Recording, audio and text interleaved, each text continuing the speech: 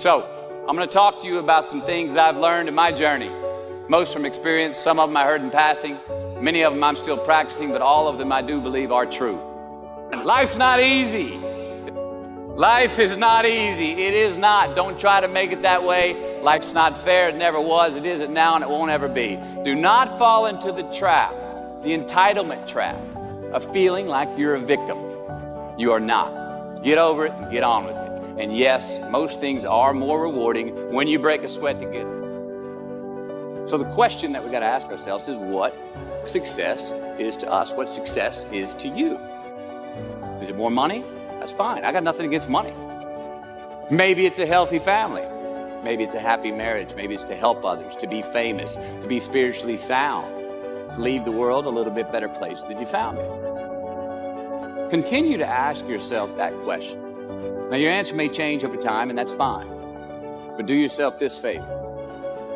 Whatever your answer is, don't choose anything that will jeopardize your soul. Prioritize who you are, who you want to be, and don't spend time with anything that antagonizes your character. We've all got two wolves in us, a good one and a bad one. And they both want to eat. The best I can tell, we just got to feed that good one a little more than the other one.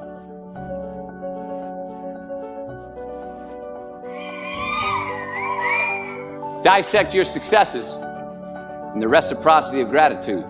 We so often focus on failure, don't we?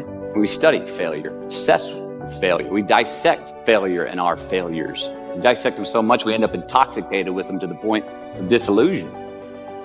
Happiness is an emotional response to an outcome. If I win, I will be happy. If I don't, I won't. It's an if-then, cause and effect, quid pro quo standard that we cannot sustain because we immediately raise it every time we attain it. You see, happiness demands a certain outcome. It is result reliant. And I say, if happiness is what you're after, then you're going to be let down frequently and you're going to be unhappy much of your time. Joy, though, joy is a different thing. It's something else. Joy is not a choice. It's not a response to some result. It's a constant. Joy is the feeling that we have from doing what we are fashioned to do. So be brave, have courage, and when you do, you get stronger, you get more aware, you get more respectful of yourself and that which you fear. My hero. That's who I chase. Now, when I was 15 years old, I had a very important person in my life come to me and say, "Who's your hero?" And I said, "I don't know, I got to think about that. Give me a couple of weeks." I come back 2 weeks later. This person comes up and says, "Who's your hero?" I said, "I thought about it. You know who it is?" I said, "It's me in 10 years. So I turned 25 10 years later. That same person comes to me and goes, "So are you a hero?" And I was like, "Not even close. No. She said, "Why?" I said, "Because my hero is me at 35.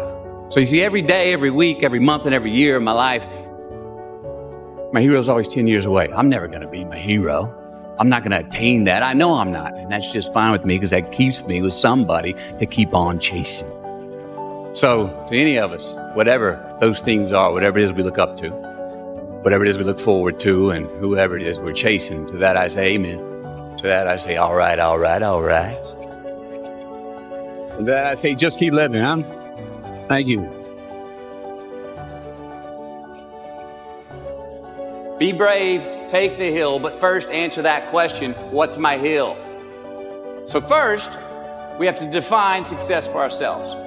And then we have to put in the work to maintain it. Make that daily tally. Tend our garden. Keep the things that are important to us in good shape. Where you are not is as important as where you are.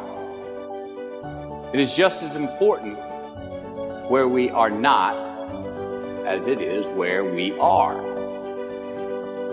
Look, the first step that leads to our identity in life is usually not, "I know who I am. I know who I am." That's not the first step. The first step's usually, "I know who I am not." Process of elimination. Defining ourselves by what we are not is the first step that leads us to really knowing who we are. You know that group of friends that you hang out with that really might not bring out the best in you? They gossip too much, or they're kind of shady. They really aren't going to be there for you in a pinch. Or how about that bar that we keep going to that we always seem to have the worst hangover from? Or that computer screen, right? The computer screen that keeps giving us an excuse not to get out of the house and engage with the world and get some real human interaction. Or how about that food that we keep eating? Stuff that tastes so good going down, it makes us feel like crap the next week.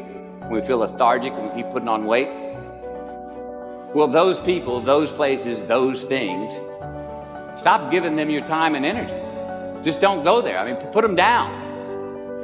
And when you do this, when you do put them down, when you quit going there, when you quit giving them your time, you inadvertently find yourself spending more time and in more places that are healthy for you, that bring you more joy. Why?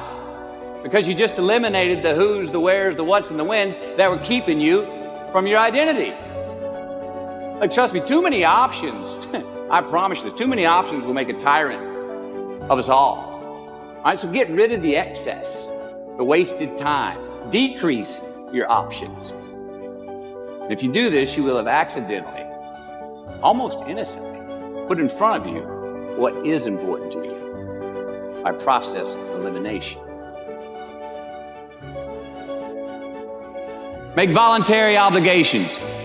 I'm talking about the ones that we make with ourselves, with our God, with our own consciousness.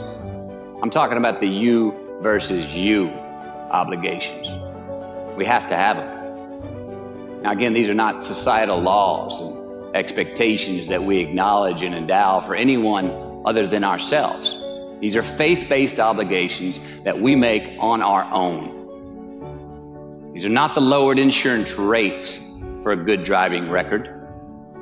You will not be fined or put in jail if you do not gratify these obligations I speak of. No one else governs these but you. They are your secrets with yourself, your own private counsel, personal protocols.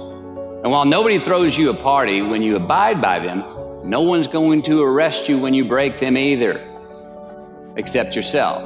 An honest man's pillow is his peace of mind. And when you lay down on that pillow at night, no matter who's in your bed, we all sleep alone. These are your personal Jiminy Crickets, and there are not enough cops in the entire world to police them. It's on you. It's on you.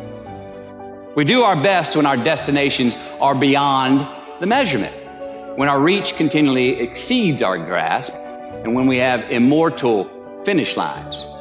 And when we do this, the race is never over. The journey has no port. The adventure never ends because we are always on the way.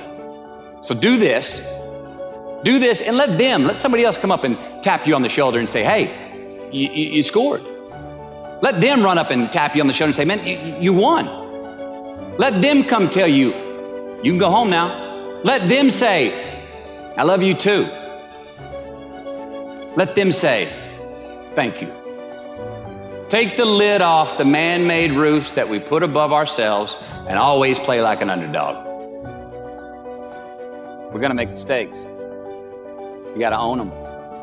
Then you gotta make amends. And then you gotta move on. Guilt and regret kills many a man before their time. So turn the page, get off the ride. You are the author of the book of your life.